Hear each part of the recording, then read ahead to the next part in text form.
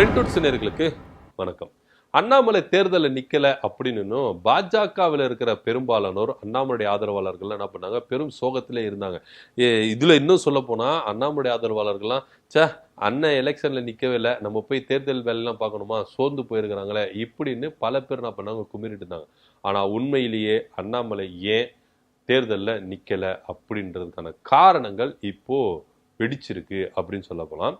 ஏன்னா அண்ணாமலை அவர்கள் விரைவில் மத்திய இணையமைச்சர் ஆகிறார் அப்படின்ற ஒரு பெரிய குட் நியூஸ் தான் அண்ணாமலை ஆதரவாளர்களுக்கு லட்டு மாதிரி கிடைச்சிருக்கு அப்படின்னு சொல்ல போனோம். அது என்ன மத்திய இணையமைச்சர் அப்படின்னா, அவினாசி தொகுதியில எல்முருகன் அவர்கள் பாஜக சார்பா என்ன பண்றாரு, போட்டியிடுறாரு.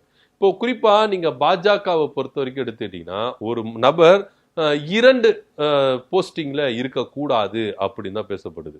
நீங்க எம்எல்ஏவும் இருக்கக்கூடாது, எம்பியாவும் இருக்கக்கூடாது, நீங்க அமைச்சராகவும் இருக்கக்கூடாது, எம்எல்ஏவும் இருக்கக்கூடாது, நீங்க பெரும் பதவியிலே இருக்கக்கூடாது, நீங்க ஒரு எம்எல்ஏவோ அமைச்சராகவும் இருக்கக்கூடாது இப்படின்னு சொல்லிட்டு பாஜகவில் பல விதிமுறைகள் இருக்குது அவங்களுடைய கட்சி பைலால. ஸோ இப்படியா இருக்கும் பொழுது எல்முருகன் இப்போ மத்திய தகவல் தொழில்நுட்பத்துறையில இணையமைச்சரா இருக்கிறாரு. பிளஸ் இப்போ அவினாசி தொகுதியில சட்டமன்ற தொகுதி எம்எல்ஏ கேண்டிடேட்டாவும் இருக்கிறார். ஒருவேளை எல்முருகன் அவர்கள் அவினாசி தொகுதியில நின்று எம்எல்ஏவா ஆயிட்டார்னா, ஜெயிச்சிட்டார்னா, மத்திய இணையமைச்சர் பதவியை ராஜினாமா செய்யணும். ஏன்னா ஒருத்தர் ஒரு பதவியில தான் இருக்கணும்.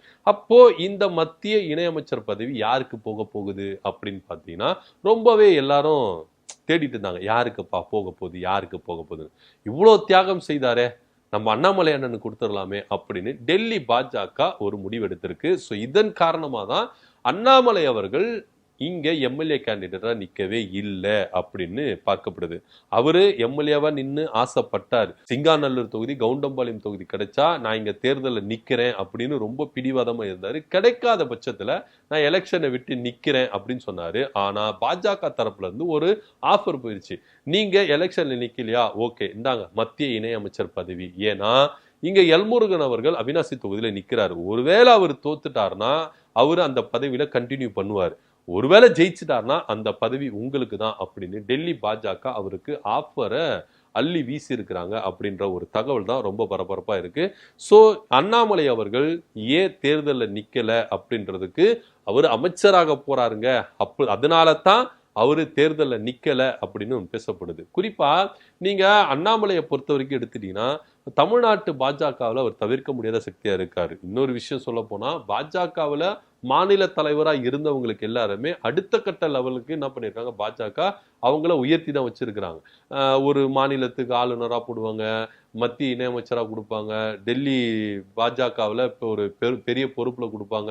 இந்த மாதிரியான ஒரு பொறுப்பில் இங்கே யாரெல்லாம் பாஜக மாநில தலைவராக இருந்தாங்களோ அவங்களை எல்லாருமே பாஜக வந்து என்ன பண்ணிருக்கு, ஹானர் பண்ணிருக்கு. இப்போ பார்த்தீங்கன்னா இலகணேசனை ஹானர் பண்ணாங்க, சிபி ராதாகிருஷ்ணன் அவர்களை ஹானர் பண்ணியிருக்கிறாங்க, தமிழிசை சவுந்தரராஜனை ஹானர் பண்ணாங்க, மத்திய இணையமைச்சராக இருக்கிற எல்முருகன் அவர்களை ஹானர் பண்ணாங்க. இப்படியா பலர் என்ன பண்ணியிருக்காங்க, ஹானர் பண்ணியிருக்கிறாங்க. ஆனா அண்ணாமலையை மட்டும் பாஜக மாநில தலைவராக இருந்து வெளியே வந்த உடனே அவரை ஹானர் பண்ணாமே இருந்தாங்க.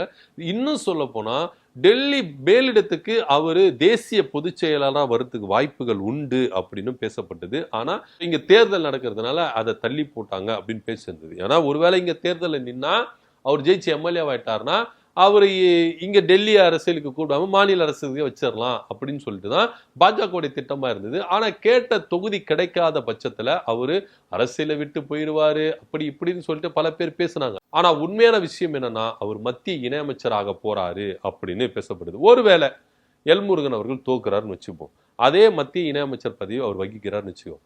இன்னொரு விஷயம், எப்படியா இருந்தாலும் அண்ணாமலை அவர்கள் மத்திய இணையமைச்சரா ஆவாரு அப்படின்றதுல எந்தவித மாற்று கருத்தும் இல்லை.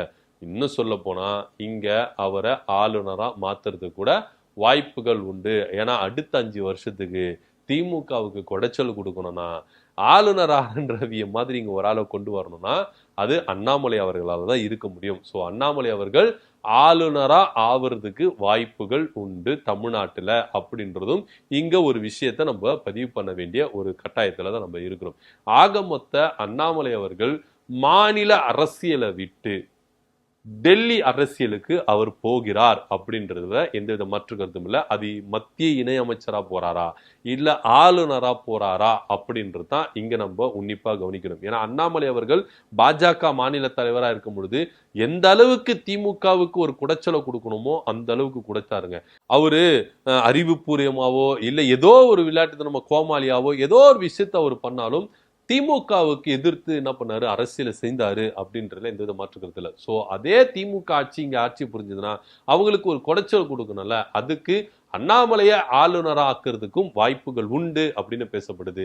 மத்திய இணையமைச்சர் ஆகிறதுக்கு வாய்ப்பு உண்டு அப்படின்னு சொல்லுவது. அவிநாசி தொகுதியில எல்முருகன் தோத்தாலும் ஜெயிச்சாலும் மத்திய இணையமைச்சர் பதவி இல்ல ஆளுநர் பதவி அப்படின்றது அண்ணாமலைக்கு கன்ஃபார்ம் அப்படின்றதுல எந்தவித மாற்று கருத்தும் இல்லை அப்படின்றதான் நிதர்சனமான இருக்கு. இதனாலதான் அண்ணாமலை அவர்கள் இந்த தேர்தலில் நிக்கல, அவர் ஒதுங்கி இருக்கிறாரு. ஒதுங்கி இருக்கிறதுக்கான காரணம் இதுதான்.